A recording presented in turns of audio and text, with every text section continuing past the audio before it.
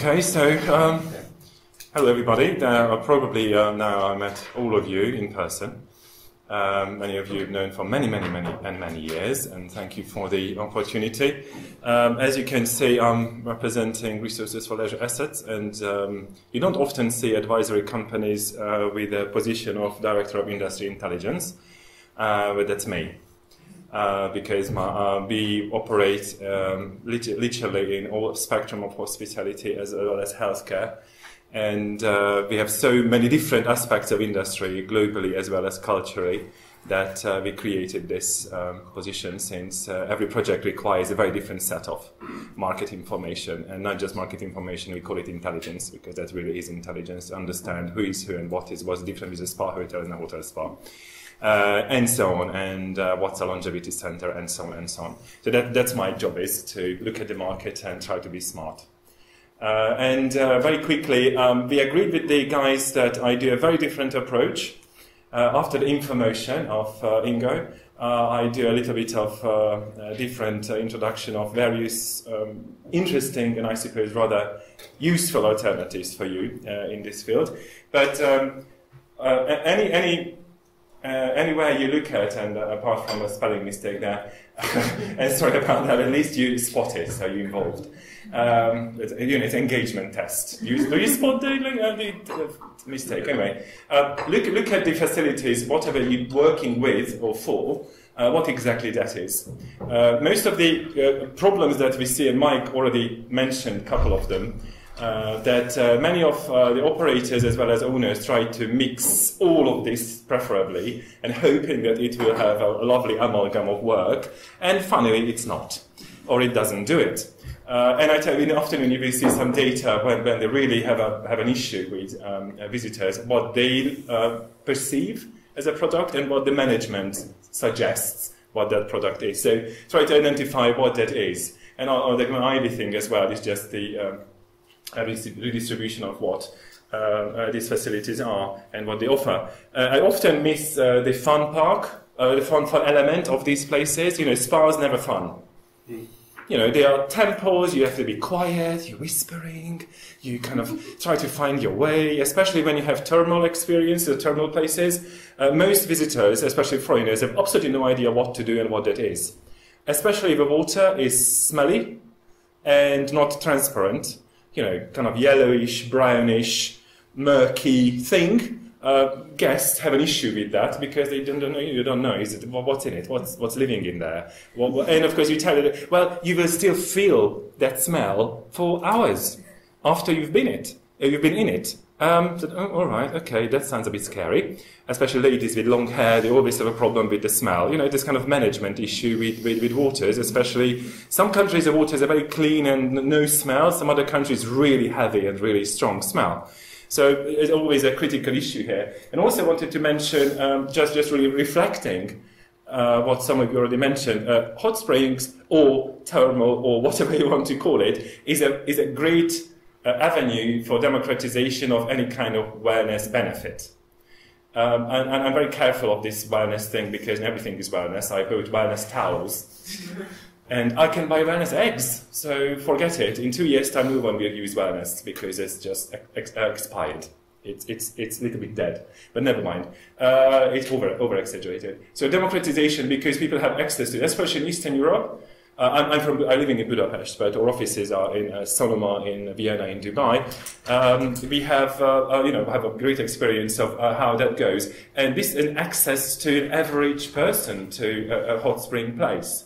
This is what they can do. It's not a luxury place, not an unusual thing. This is just a Tuesday afternoon between 2 and 4. I just pop in for, I don't know, €5 or 3 or 2 for the matter.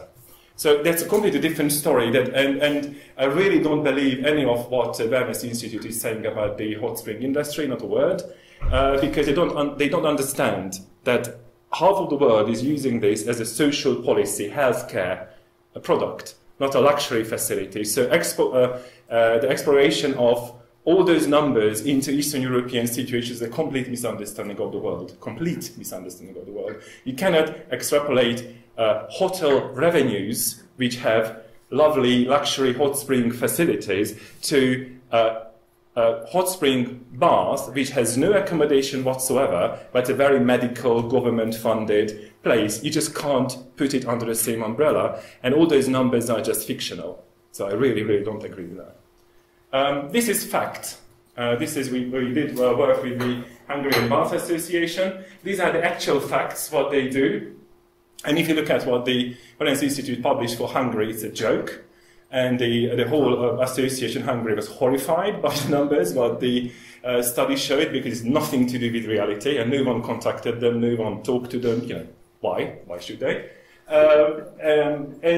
This is the fact. How many facilities it has, what kind of categorization they do, what kind of treatments they do, what kind of surface area we have, how many number of state-funded treatments they do. This is not necessarily fun. This is healthcare. It is part of the healthcare system, and visitors come, they have the prescribed treatments, the government pays for 10 defined treatments, which you can have certain number of the year, certain times of the year. You go in, it's not a luxury place, it's a very, well, Mike, how would you describe it? It's a basic experience, but no one goes there for fun as such, they go to improve their health.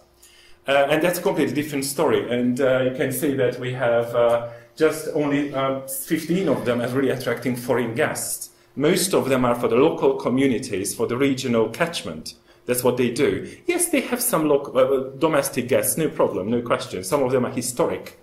They have been around for hundreds of years, but the primary function is healthcare, relaxation, and leisure. And on top of that comes the tourism business. And you can see that it's 18 million euro balneotherapy treatments were given by these establishments in 2014, which you might say 80 million euros is not that big thing, but say in the Hungarian situation is quite a big thing. And most of these are not self-funded. These are government-funded treatments. And just a couple of examples what we also did. This is one of the, just following up your pictures, this is the Rudas bath, which is a historic Ottoman Empire Turkish facility from the 1500s, and this is just a couple of images. And the Budapest Spas Corporation, responsible for all the Budapest historic facilities, wanted to have an extension. A former bottling plant is being closed, and they wanted to have an extension of the facility, and the role was to kind of guide the architects of, because they have lovely ideas, but they said that's very nice, but from a user's perspective, well, we have an issue here. And we have a role was to guide them to have this lovely historic facility with a very new modern part. And this is the result, which is a rooftop kind of, you don't call it jacuzzi because it's not, but you can see the whole city from that rooftop thing over the river. And, reminiscence of the Turkish element on the other side. And it's a very modern facility. As such, not my style to have red, but the management wanted to have red. But the architects wanted to have the steps here, and the people would be facing the view. Not facing the view, showing their back to the view, because they thought that's not necessary to see the view. You said. So now they had to put the bloody steps there, because it is where everybody can see from here, because you can see the whole river through that window. So it is a very kind of experience planning job we had to do with them. Because it was rather good, and that's the view from the roof. It's not too bad, I believe. And then you have the Turkish side just here. So you have a modern unit and a historic unit. But the job was to create experience and go through from the customer's mind what they would like to have as a space. Spending time, which means spending money, have a successful visit. And also wanted to show you this.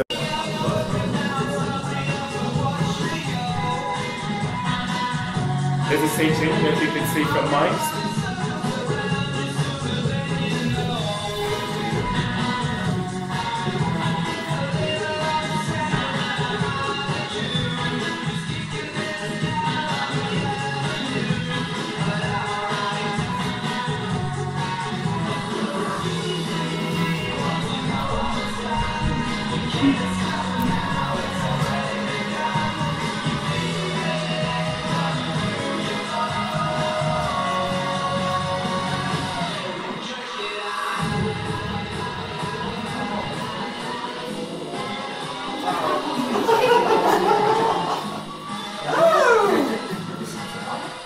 the U version.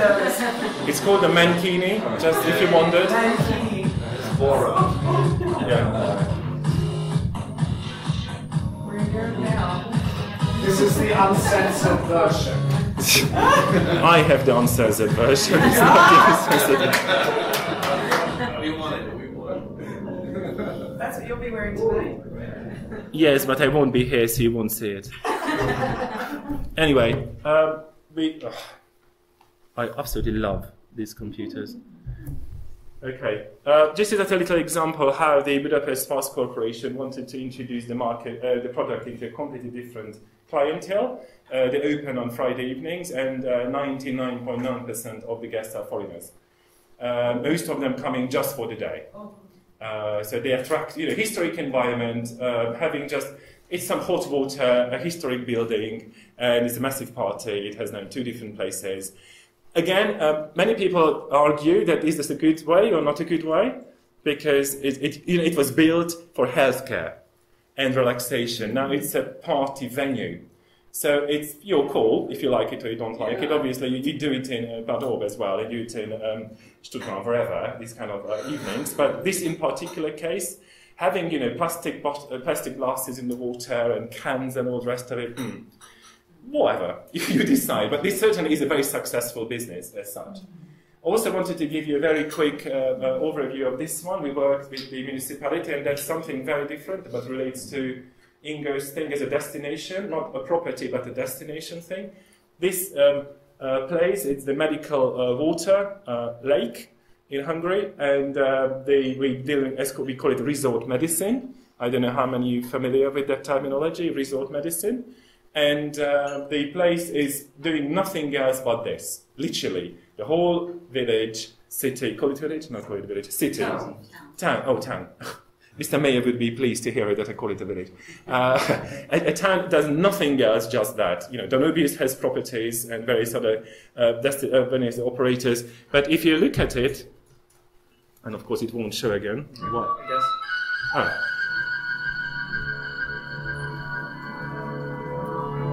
And I tell you why that's a rather interesting little piece.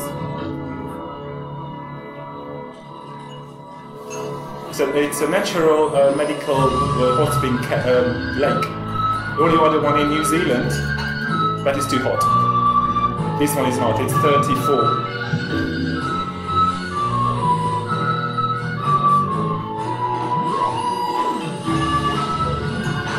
Sorry about the video, I wasn't involved in the making of the video.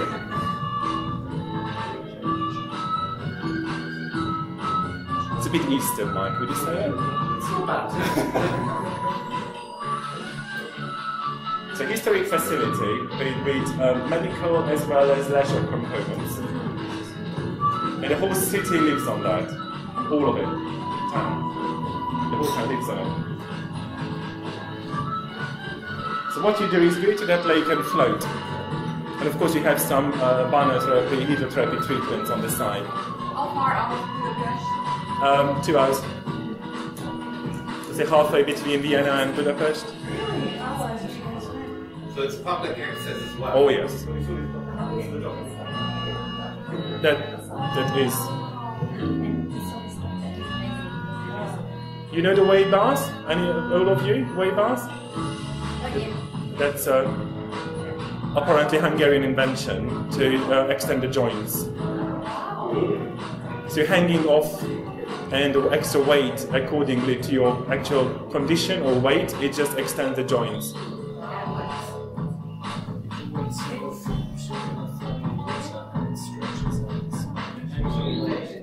Okay, because I will run out of time and Marian will tell me to stop.